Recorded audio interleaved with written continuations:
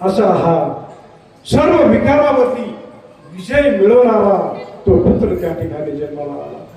आपले त्या ठिकाणी तो लीला करून माता पित्यांचं तो रंजन करू लागलेला आहे आणि तो हळूहळू त्या प्रांगणामध्ये रांगू लागला, बोबडे बोबडे बोलू लागला आणि आई बापांना त्याचा लळा अत्यंत लागला. कारण धाकटा पुत्र हा कोणाचाही जास्त आवडता असतो, सुरुवातीला मोठा आवडता असतो आणि मग जशी जशी दुसऱ्या अपत्याचा जन्म होईल तशी तशी माया पाळली जाते आणि शेवटी सारी माया या धाकट्या पुत्रावरती काय होते, एकवटली जाते त्याच्यावरती. तसं हा जो बालक होता, या बालकाचं नामकरण त्यांनी काय केलं, त्या ठिकाणी आबा असं ठेवलं.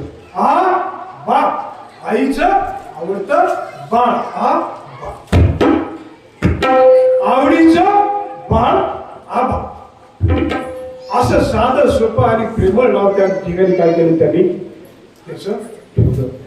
आबा लहानांचा मोठा होऊ लागला.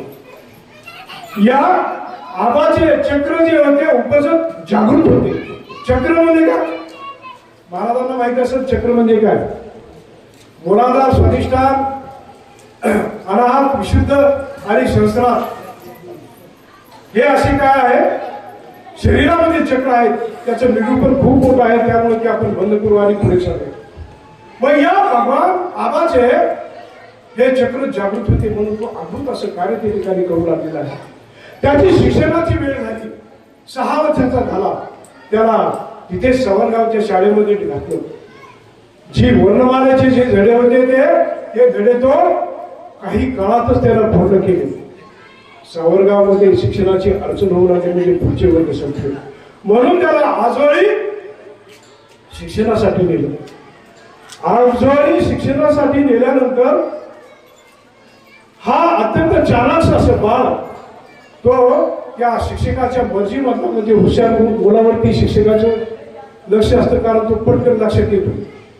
आणि गुरुकुलामध्ये सुद्धा जो तेजस्वी बुद्धीचा विद्यार्थी आहे तो विद्यार्थी त्या शिष्याच्या लक्षामध्ये पटकन बसतो आणि त्याच्यावरती प्रेम ते करू लागतात. म्हणून त्याला त्या ठिकाणी तो गुरुजींचा अत्यंत प्रेमळ असा शिष्य बनला. प्रेमळ असा शिष्य बनल्यानंतर त्या ठिकाणी सुद्धा गुरुजींचे जे मार्गदर्शन आहे, जे वर्णमाला जी आहे, पुन्हा भाषा वाचनाचे जे धडे आहेत, लेखनाचे जे धडे आहेत, ते पटापट त्या ठिकाणी त्यांनी ग्रहण केले. विविध प्रकारचे श्लोक गुरुजी त्या ठिकाणी सांगत आणि प्रार्थनेच्या वेळेस तो गुरुजी भगवान त्या ठिकाणी स्वतः तो परिपाठ घेत असेल आणि त्या परिपाठामध्ये विविध प्रकारचे जे आध्यात्मिक धडे त्यांनी सकल संपादन केलेले आहेत तो त्या ठिकाणी विद्यार्थ्यांना सांगत असेल. म्हणून तो गुरुजींचाही आवडता झाला आणि गुरुजींचा आवडता असून पुन्हा विद्यार्थ्यांचा सुद्धा तो काय झाला, लाडका झाला, मित्रांचा सुद्धा तो लाडका झाला. या दोन्हीमध्ये सुद्धा शिक्षणाची अडचण झाली. म्हणून आता कुठे टाकायचं शिक्षणाला, म्हणून त्याला परत सावरगावी आलं. आणि सावरगावी आल्यानंतर पुढे मामाच्या गावावरून म्हणजे सावरगावी त्याला परत आणलं. परत आणल्यानंतर शिक्षणाला कुठे पाठवण्याची सोय नाही म्हणून त्याला काय केलं, घरकामामध्ये मदत तो करू लागला. तो शेतामध्ये जाऊ लागला. गुरंढोरं सांभाळण्यासाठी त्याच्यावर जबाबदारी देण्यात येऊ लागली. मग आता त्या ठिकाणी सुद्धा आबा आपले नेतृत्व गुण जे होते ते प्रकट करू लागले. 10-5 जे गुराखी होते, हे गुराखी घेऊन तो सगळ्यांना बरोबर घेऊन जायचा आणि बरोबर घेऊन त्या ठिकाणी तो हरिनामाचे संकीर्तन करायचा. दगडाचे टाळ आणि दगडाचेच पखावस करून तो एखाद्या कीर्तनकारासारखा, आणि विशेषतः त्याच्या डोळ्यासमोर कोण होतं, गीते बाबा.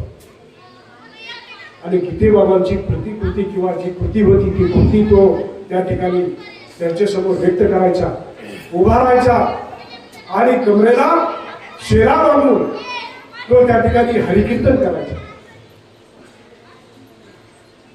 असं भगवान बाबांचे जे आध्यात्मिक आत्मशक्ती होती ती आत्मशक्ती या ठिकाणी ती प्रकट होऊ लागलेली आहे. अंतरीचे धावे बाहेर हो, जे आतमध्ये असतं तेच काय होतं पाहायचं होतं तुम्हाला, असं बाहेर येतं म्हणजे कर्मरूपाने पुढे येतं. आणि ते कर्मरूपाने काय होतं, व्यक्त होतं, व्यक्त केलं जातं. अंतरीचे धावून ते कसं धावून येतं, ते सहजासहजी. म्हणूनच आज परमार्थामध्ये